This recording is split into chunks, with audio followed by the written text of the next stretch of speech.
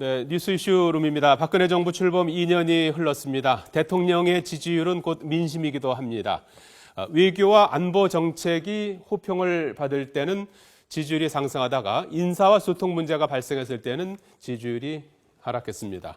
그동안의 2년간의 지지율 추이를 살펴보겠습니다.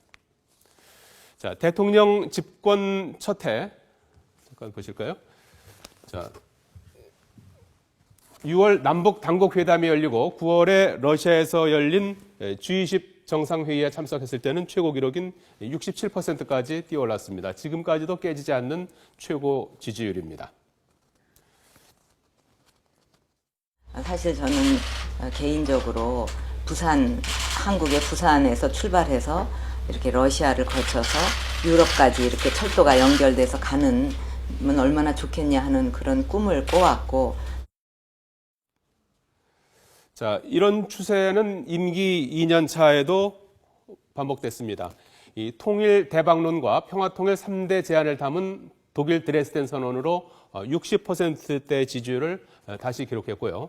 또 세월호 침몰 이후 40%까지 떨어졌던 지지율도 9월에 캐나다와 유엔 방문 직후에는 거의 50% 가까이 회복되기도 했습니다. 자, 반면에 불통 인사에 있어서는 국민들의 민심은 매섭게 돌아섰습니다. 집권 첫 해 인사부실 검증 문제가 논란이 되면서 40%대 초반으로 임기를 시작했는데요. 역대 대통령 가운데 최저 지지율입니다. 외교안보 행보로 지지율은 곧바로 회복됐지만 10월 들어서는 국정원 대선 개입 논란이 격화되면서 대선 득표율에도 미치지 못하는 48%까지 곤두박질 쳤습니다. 개인적으로 의혹을 살리를 하지 않았음에도 불구하고 선거에 국가기관이 개입했다는 의혹이 제기되고 있는데, 그 의혹들에 대해서는 반드시 국민들께 정확히 밝히고 책임을 물을 것이 있다면 물을 것입니다.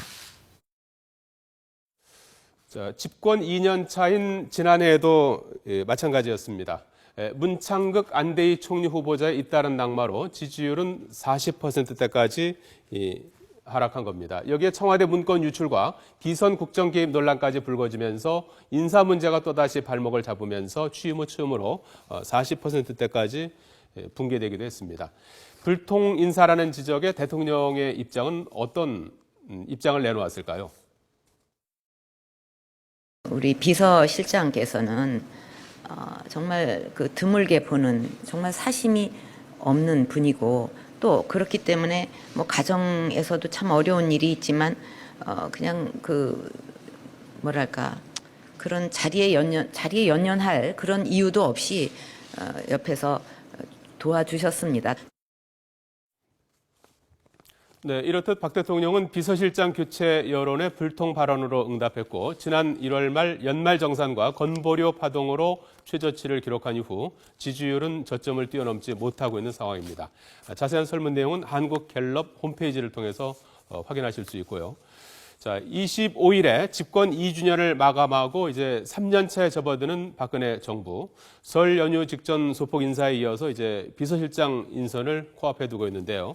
그동안 국정 동력의 발목을 잡아온 불통 인사 논란을 극복하고 인적 쇄신으로 지지율 반등에 성공할지 이목이 집중되고 있습니다. 뉴스 이슈 룸이었습니다.